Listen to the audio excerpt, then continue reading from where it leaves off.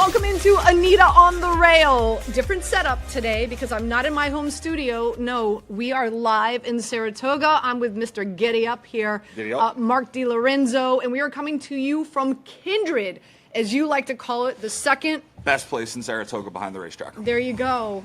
Dare I call this swanky? I'm going to call it swanky. It is so cool. This is where you need to come when you come to Saratoga. There's no denying that. In fact, we're going to talk about it a little bit later on the show. I've got a horse racing later on this afternoon. Her name is K-Cup. You've heard me talk about her before. I have a good feeling she's going to win. So does this dude to the left of me. I got a good feeling too. Good. Race 3 today? So this is what's going to happen. We're coming back here to Kindred to celebrate. You know that, right? Yeah, we'll be back here later on tonight. Reservations already made. Okay. All right. Again, we want to give a big shout out to America's Best Racing, ABR, who's been with us all season long. Kindred, as well as right next door, we're on Henry Street, is Henry Street Tap Room. Again, the third best place to go in Saratoga behind the racetrack. Man, really. Like they need to hire you. You're here. Like, more people know you than me. You need to be the spokesperson. I've been here since early June, so I'm on a first name basis with the taxi drivers. I'm just saying. So we're excited to be here. We love doing live broadcasts, so we're thrilled about that. Also, Najja Thompson from New York Thoroughbred Breeders, Inc. is going to be joining us on the program. We'll be talking about some of the New York bred horses in races that will be strutting their stuff, no pun intended, today, tomorrow, as well as Sunday, so stay tuned for that. Mr. New York bred Najja Thompson, as I like to call him. There you go. Ryan Anderson from ABR is going to make an appearance, and we're going to get his picks and his plays for the Travers. So we have a lot. Also, Vince Roth from Final Furlong is going to jump on board because, like I said, we've got K-Cup running later on this afternoon. I know by the time the show airs, she will have already won, at least. Race 3. I hope. The Fleet Indian Stakes. There you go. I hope she will have already won. 6 to 5 morning line. But nonetheless, we've got a jam-packed show. This guy is a treat, that's for sure. Let's jump right into it, right? Because it is Travers weekend. And the Midsummer Derby. And that's what it was called, right? The 156th running of, dates back to 1864, grade 1 race, 3-year-olds. Post time is at 6:14 p.m. on Saturday afternoon. It is race 13. Here's some interesting little trends. 10 of the last 15 Travers winners competed in at least one leg of the Triple Crown. Horses that participated in the grade 1 Haskell Stakes at Monmouth Park rarely prevail at the Travers, and the grade 2 Jim Dandy Stakes has been the New York's leading Travers prep race, producing 6 of the last 15 winners. So with that being said, I know we're going to spend a lot of time talking about the 4-horse Sovereignty. Matches 5 of the 6 historical angles in addition to competing in the Triple Crown. So let's start first and foremost with the horse that, there's only 5 horses in this race. We're going to break down all 5 of them, but, this dude is a favorite and is favored in for good reason. Talk to us about Sovereignty. So Sovereignty, number 4 in the Travers, is your morning line favorite. He's going to be your deserving favorite. The morning line is at 2 to 5. I would not be surprised if he is less than that at post time because he's just become something special. And there are certain things that I like to say which the difference between good horses and great horses, in my eyes, are 2 things. 1, great horses don't get tired. 2, they're also push-button tactical type of animals where they don't need a setup. They don't need to come from behind. They don't need the lead. Sovereignty is shown over the last 2 races, last being the Jim Dandy, which you just mentioned. Right. He showed for the 2nd race in a row, he showed in the Belmont and then in the Jim Dandy that he can sit closer to the pace and not be pace dependent. And once you start to put that and develop that into a horse, that turns the horse into something that is good, into something great, like a horse like Flightline, where you can be a push button type horse, be close to the pace. You could come from back if they go too fast up front. If there's no pace that develops, the horse can go to the lead or go to the front. So Sovereignty is 2 to 5. So in sports terms, right now, at the morning line is minus 250, which, if I'm doing my math right, is about a 72% chance of winning. So if you feel that Sovereignty has about a 72% chance of winning, backing that horse on top and in an exacta, or singling that horse in a pick 5, a pick 4, a double, a pick 3 is probably the move to go. I feel strongly this is a special horse, that this is the horse to beat. Let me ask you something, because Go for it. this horse skipped the Preakness. Yes. Do you feel that this is a horse that possibly we could have, if it won the Preakness? Do you feel that this is a horse that you feel in your gut maybe could have won the Triple Crown this year? Is that how good this horse is? Yes, I think that the horse skipped the Preakness for main reason is that the horse is owned by Godolphin LLC. Godolphin is a Middle East-based ownership group. They're one of the most popular and biggest in the world. Their Kentucky Derby is the Dubai World Cup, which is run at the end of March, early April. That's kind of their circle on the calendar. So when they saw that they had this special of a horse, they went through the Fountain of Youth, they went through the Florida Preps, they won the Kentucky Derby. The horse is best going longer. It's a very unique dirt horse where it gets better as it goes longer. It has a turn of foot at the end of a race that is special. The Preakness being the shortest distance, there was some vulnerability there that maybe the horse could not kick on. Bill Mott wanted also extra rest. They don't run horses as often as they do back in the day, only with 2 weeks rest. They did the right thing and skipped the Preakness. But would this horse probably have won the Triple Crown? Yes. But you never know, because if he wouldn't have had a huge effort out of the Preakness, maybe he wouldn't have run as well on the Belmont Stakes. Got you. What's about this distance? How do you think he's going to fare in this distance on Saturday? This is the same distance as the Kentucky Derby. Okay. The biggest difference between this race and the Kentucky Derby are the amount of horses in the race. In the Kentucky Derby, he sat a real nice trip. He got pace to run into. Junior Alvarado gave him a great ride, and he kicked clear, and he was the best horse in the race. And he's shown since then that he's improved. His figures have improved. His talent-wise has improved, and his mind has improved, where he's now able to rate, sit more forward. Again, 2 to 5 on this horse, I feel, is short. I believe it's going to be shorter. You're probably going to go off at around 1 to 5. There are 3 main rivals in the race that I feel all have a little bit of a reason that could possibly beat him. But he is the horse to beat. All right, so let's break down horse number 1, Magnitude. Right now, 2 to 1. Bone chip in his left front ankle that required surgery, forcing him off the Derby trail. But July returned and won the Iowa Derby. What are your thoughts on Magnitude? He was impressive in the Iowa Derby. He broke fast. He got out there in a hand ride, geared down, took a breather, kicked on late, won by, I think, 9.5, 10 lengths. He didn't beat much. It was kind of a paid workout. It was a prep. He hadn't run since February 15th in the Risen Star, where he kind of put his name on the map of being a Kentucky Derby contender. When you win a race with 108 buyer figure and you go wire to wire, the horse has now shown 3 times, multiple times, that he's a need the lead or right off the lead type of horse. And there is another speed horse in this race that is a legitimate speed. So him being 2 to 1, again, in sports relative terms, that's plus 200. That's a 33% chance of winning the race. Do I feel that he has a 33% chance of winning the race? I think it's lower than that. So I think taking 2 to 1 on Magnitude to win is something that I am not prepared to do. Let's talk about horse number 3. I know I'm jumping number 2, but horse number 3, Strategic Focus, 6 to 1. Trainer Chad Brown, who's looking for his first Travers win. Flavian Pratt will be on his back. Son of Gun Runner came in 3rd in the Curlin Stakes. Is the number 3 horse the other horse you're referring to in regard to the speed? The other speed is number 2, Bracket Buster. Okay. Bracket Buster but has wait, tons of speed. Let's talk 3. Anything you like about the 3 horse? The 3 horse is going to be the horse that I'm going to focus in on, and I'm probably going to bet to win for value purposes. Oh. You want me to give you out my reasons? I've got a few. Okay. Let's hold up, because I always, before I let you go, I always ask you, all right, take us to the windows. How are you going to play it? So we know that you fancy the 3 horse. What about the 2 horse? You said the 2 horse is the horse that's bringing the speed. That's Bracket Buster, 20 to 1. For my pace figures, this is the speed of the speed.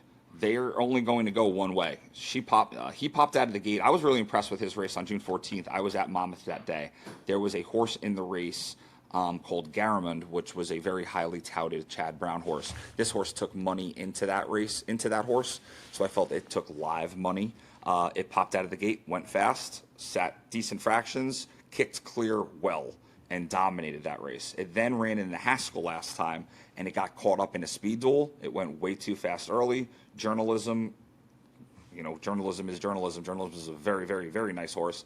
It looks like it's a couple low Sovereignty, but it got passed by Journalism. But I thought that was a race that the horse ran better than it looks, as I like to call, on paper. You're going to see that the horse ran fourth, lost by 8 lengths, but it used up too much energy early. And it still made a decent run in a race that I felt that a lot of people thought that he had no business in. At 20-1, him being speed of the speed, I think there's a little bit of value in maybe using that horse in maybe the second slot in an exact on Saturday. Okay. And should we spend any time talking about the 5, McAfee, or no? McAfee, there was a horse that was highly touted. It's a half to Torpedo Anna. He has a couple of physical issues that they've been trying to work around. His run last time was okay, even kind of chased the wire-to-wire winner in Chunk of Gold, who's a good horse. He's chased Moplex around 2 Black, who's a really nice New York bred. He seems like a cut below to me. It's going to take a big effort for Moplex to kind of be hit either to win or run second or third. So he'll be the longest shot on the board. Okay, so now it's your time to shine. As I always like to say, giddy up, take me to the window, Mark. How are you playing it? So the Travers, again, Sovereignty is going to be tough to beat. Sovereignty is going to be 1-5, but there's something about the air of Saratoga. There's something about this race. There's something about Saratoga, as they call it, the graveyard of favorites, where I'm just not comfortable making a large bet at 1-5 on Sovereignty. So I want a horse. When I look for an upset, when I look for a long shot, I'm looking for a few things. And the number one thing I'm looking for is upside. I'm looking for a horse that has not shown me his best yet, because we've seen Sovereignty's best, I believe. Can Sovereignty improve again? I think it's unlikely. He ran a 5 on the sheets last time. He's made 7 points of development into this year, getting into the weeds a little bit. He's probably, if he runs his race again in the Jim Dandy, he's probably the winner. But Strategic Focus is still green, so it hasn't run that much. It's only run 3 times. Last time out, it made a move that was too early. Flavien Prat moved too early. He admitted it. He knew it. The horse got a little bit lazy on the front end, and when that happens, they lose focus. And then his stablemate, Chancellor McPatrick, kind of came up the inside on him and nailed him late. I thought it was a really nice effort for only his 3rd effort, his first or his 2nd time going to 2 turns. Chad Brown is the best trainer in the world. He knows what he's doing. I thought after that race, I thought that they should add blinkers to this horse. They're adding blinkers. Ooh. You're going to get 6 or 7-1, maybe even higher if Magnitude gets bet, which I think it might because of the buyer numbers and what people are kind of saying. The horse has been training well, but number 3 Strategic Force is going to be 6 or 7-1. I'll take plus 600. That'll probably be my win bet with Sovereignty. Kind of thinking in my mind, the pace scenario would be like the 1 and the 2 will get out there, burn a little too much fuel, set a really quick pace. Maybe Sovereignty makes the move a little bit too early. They get a little cocky, like sometimes they do when they think they're on the best horse, and Strategic Focus kind of picks up the pieces at the end. So on when I send out my emails on GiddyUp Bets, I have columns of A, B, C, X. A's are horses that I would weight the same. I'm going to weight both of those horses the same and pick 5s, pick 4s, pick 3s. I'll probably end up betting Strategic Focus to win in the race if I can get 5, 6-1. But Sovereignty is the horse to beat. I'll bet those horses in an exacta.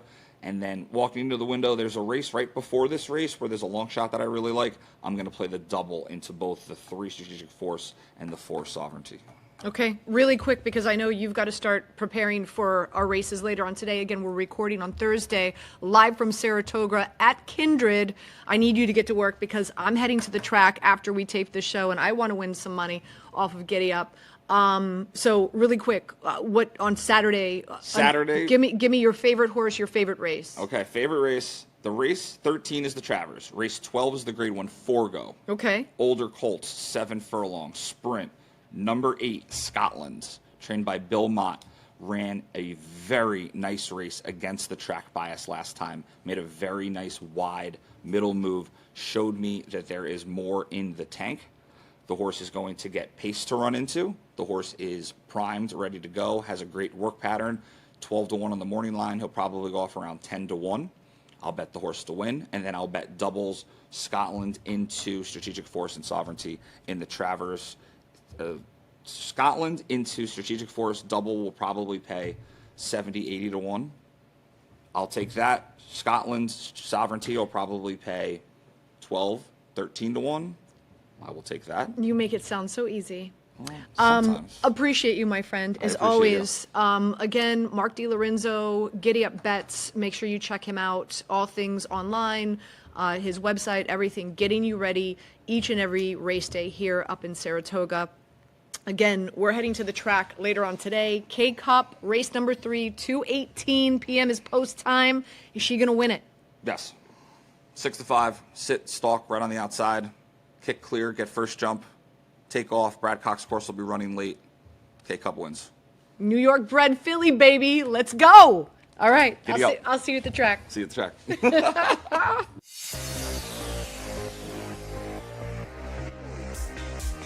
All right, joining us on the program is Najja Thompson, and he is with the New York Thoroughbred Breeders, Inc. Why don't you let the folks know, share with them exactly what you do and just how special your organization is. Thank you, Anita. We're proud to be a sponsor of the show. NYTB is the official authorized representative of the New York Breeding Program right here in New York State. Of course, that includes Saratoga Racecourse, Belmont Park, and Aqueduct Racetrack. And what we do is we work on behalf of the breeding program to increase the foal crop and make sure that our members have the opportunities to race in New York and throughout the country with the best New York breds. Yeah, I mean, listen, and I know you and I have spoken about it. I'm so blessed. America's Best Racing, who we're collaborating with this show this season, reached out to me, and I participated in a program called Stake in Stardom, and they aligned me with Final Furlong, and so a lot of their, if not all of their horses are New York bred, and we have one that's racing later on this afternoon named K-Cup, and like it's just been unbelievable. So I'm really excited about her, but it's really like New York and how New York embraces horse racing. Like, grew up in Miami, spent some time in Baltimore, always went to the Preakness down there. But once I came up here to the Northeast, specifically New York, it's just a whole nother world up here, especially how much the appreciation, the excitement around horse racing. You're definitely right. And you can speak to the experience as a New York bred owner with Final Furlong, Vince Roth, Daniel Zanetta, great guys and a great team. And you speak to the experiences that you get being able to race at a venue such as Saratoga, in stakes races, K-Cup, of course, running in the Fleet Indian on Thursday, and phenomenal opportunities to enjoy our program and participate. So let the folks know if they want to know more information, how they can find out more about, New York bred horses and how they can get involved or possibly own one for themselves.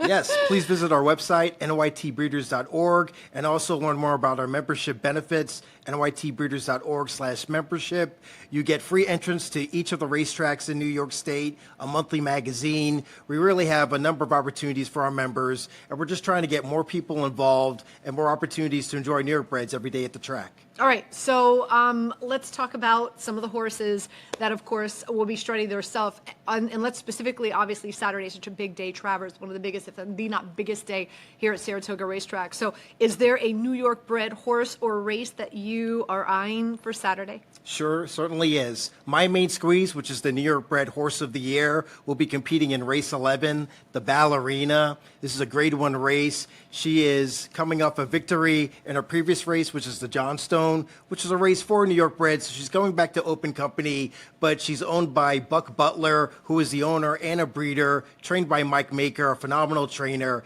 and she represents the best of our program with a phenomenal opportunity to add a grade 1 to her resume on Saturday. Okay, so that's Saturday, but besides the Fleet Indian, which K-Cup is going to be racing, there's the Albany today. On Friday, there's Seeking the Ante, right? Yes. Yaddo. I hope I'm pronouncing it properly. Yes. On Sunday, it's West Point Handicap as well as Funny Side. So quite a few and some pretty solid purses as well for New York bred.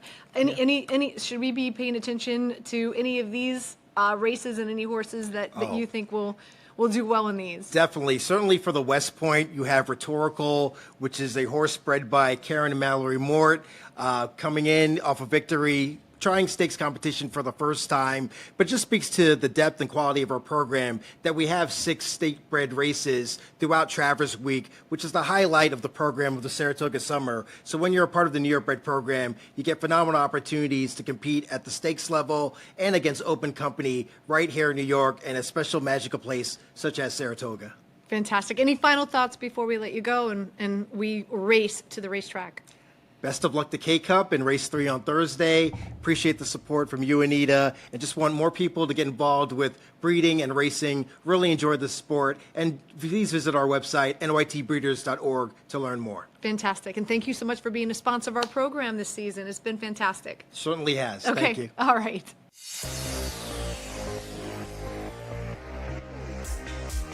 All right, joining us now is Ryan Anderson from America's Best Racing, ABR. He's been with me throughout this entire Saratoga season. So, of course, it's Travers. It's one of the biggest days, if not the biggest Saturday at the racetrack. So we've got to have you on and get your picks and your plays. So earlier on the show, we had Mark DiLorenzo from GiddyUp Bets on with us. And of course, you know, everybody knows what a historic season Sovereignty has had, the 4-horse. Everybody's anticipating that horse to win, and obviously the odds dictate that. But the 3-horse, Strategic Focus, is a horse that Mark really fancies. So I'm really curious how this race plays out in your head. Let's first and foremost talk about Sovereignty. And I think, right, obviously, rightfully so favored. Yeah, I mean, of course, he's going to be 1-5 or shorter even in a spot like this, but he deserves it. He has all the accolades. He has the obviously the talent and the ability, coming off of 3 straight dominating wins, 2 of those Grade 1 in the Triple Crown races in the Kentucky Derby and the Belmont, and then just came out and made light work of the Jim Dandy. Comes in here for the Travers. You'd have to believe this was another date that Bill Mott circled for the camp of Sovereignty to, end up here and fire his best effort. But he's meeting a couple of new faces in here, and I think Strategic Focus is one of those where he's still kind of up and coming. That last effort in the Curlin Stakes back on July 24th, he looked like he was a winner turning for home, and I don't know what happened. He just kind of threw in the towel that day. He still ran and finished on okay, but to my eye, it didn't look like he had much of an excuse to lose that race. So I don't know that is going to enthuse me wanting to take him going even farther in a race like this, but he's certainly one with a lot of upside that we might see, rounded into some good form by the fall. All right, another horse favored 2-1, Magnitude. There's a lot of talk about this horse that potentially a few people feel could pull the upset. So your take on the 1-horse, Ryan? Yeah, it's kind of the wise guy horse, and that is where I ultimately ended up, because I think as a bettor you have to find the value. And while Sovereignty is much the best horse, he's facing a horse that he hasn't yet, and he's facing a horse with real speed from the gate, and real speed that can last at least through 9 furlongs that we've seen. So that's just a new foe that Sovereignty is going to have to overcome. I wouldn't be surprised if Sovereignty inhales Magnitude at the top of the lane and goes on to win like the nice horse he is. But those last 2 speed figures Magnitude has run puts him right there in the competition. And if you have a horse get out on the lead early, going 1.25 miles, we've seen that be favorable at Saratoga. We've seen that be favorable in the Travers before. So I don't think it's impossible. And Magnitude came back in the Iowa Derby, and I know it was the Iowa Derby, so he's not facing any crazy horses like he's going to be facing this Saturday in Strategic Focus and, of course, Sovereignty. But if you get out to the lead, speed can be dangerous, and I hope that Ben Curtis and the Rail, they take advantage of that speed. They get out, they stretch the field out, and they put everybody else in chase mode, make everybody else uncomfortable, and let Magnitude do what he does best, and that's just roll on the front end. All right, so as always, before we let you go, I always say, Ryan, take me to the window. How are you playing? Yeah, well, Sovereignty is obviously one of the more likelier winners of the entire weekend, maybe even of the summer. I have to take Magnitude here. I think you're going to get a price above 2-1. I'm thinking you might get even 5-2 because I know Sovereignty is going to take a lot of money. The way people are talking about Strategic Focus, I wouldn't be surprised to see him, take a little bit of money as well. So I'm going to go ahead and just put an easy win bet on Magnitude. and watch what should be a very, very exciting race. I know it's only a 5-horse field, but you have a lot of interesting angles to approach from, and obviously one really nice horse to watch that if he passes this test, I believe he's going to become the first horse in history to win the Kentucky Derby, Belmont, and Travers in the same season. It will be exciting. Ryan, thank you so much for joining us. Really do appreciate it. Again, see Ryan and, of course, all his work all over America's Best Racing. Good luck on Saturday. Thank you.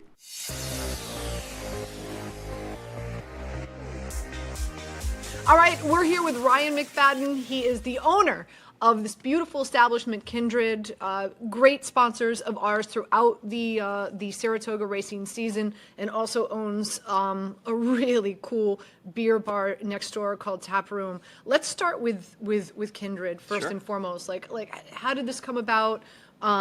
This place is awesome. Thank you so much. So how did it come about? Great question. So originally we actually had a pizza place here, and during COVID the margins weren't right, and my wife and I started getting into wine, so we started, kind of researching some bars in Brooklyn that we liked, and eventually came upon this concept. And so we've kind of morphed from like a wine bar to like just a very good place to hang out. We have great cocktails, really good food. We still use our wood-fired ovens from the pizza shop, so you're going to see our chefs are super talented. They're out front cooking in front of you every night. Wine list is great. Basically, what we're trying to do is just, have a spot for people to have fun, have a good time out. Because, you're paying to go out to dinner, you want to have fun, you want to have good food, and we're trying to provide all those things. And I love, because you can't see it because we're obviously the cameras are facing this way, but you've got these like really cool kind of like garage door open area. I would imagine and the weather is just has been wonderful this season. It has. I would imagine with those open and the vibe in here is spectacular. The vibe in here late at night is gorgeous, especially when the sun goes down, cools down, these doors open up. It's a very comfortable, everything flows right into the outside, and it's a really fun place to hang out. And so, and then talk about, because I think it's really cool, you've got this kind of and I called it swanky earlier, but you've got this kind of vibe here, which, by the way, if K-Cup wins later on this afternoon, which we're all anticipating her to do, we're coming here to celebrate, just so you know. So we'll be back here later on tonight. Very cool. But talk about Tap Room next door, and how did that come to be, where you have these two establishments, very different, but yet kind of the same. Kind of similar. So, Henry Street Tap Room, we're going to hit our 13th anniversary in October. So we've been there for a while. That's the original baby. The town's been great to us since the day we opened the door. It started off as a craft beer place, and again, sort of just morphed into a great place to hang out and get good food. We've had people get engaged there, get married there. It's become sort of like a go-to place in town, which we really appreciate. So we were running that for a long time. We wanted to get into something else, and this was right next door, and we feel like this is a perfect match for what we have going on at Tap Room. And come down to Henry Street. We'll take care of all your needs. It's interesting because, again, we're collaborating with ABR, America's Best Racing, and Dan Torgman is a very dear friend of mine. And when I told him that you guys were coming on and you guys were going to be sponsors of the show, he said, "Oh man, they've got the best beer selection in town." I was just like, "Oh really?" He's like, "Yeah, that's great." So it's true. We put a lot of pride into that and go out of our way to get the best stuff out there. So how many beers do you offer? So we have 16 beers on tap. They rotate, but we get stuff that you're not going to see at other bars. We get things like Hill Farmstead and Trillium and things that you're not going to see on tap other places. And so we really make sure that that's always been the star of the show, and we keep it that way. Awesome. Well, again, such a great establishment. Hopefully we'll be here later on celebrating, not drowning our tears in a bottle of wine. But with that being said, do you have a pick for the Travers? So Sovereignty is going to be tough to beat, but, Saratoga, Graveyard of Champions, hoping they maybe magnitude and get out front, stay out front, give him a hard time. So I'm going to take him as I think he's the second favorite, but as a long shot because I think Sovereignty is going to be tough to beat. It's going to be a fun race to watch. That's for sure. Ryan, thank you so much. Really appreciate you having us here. Such a great venue to record from, and thank you so much for being a part of our show this season. Thank you. I appreciate your help with everything. Thanks. You got it. You got it.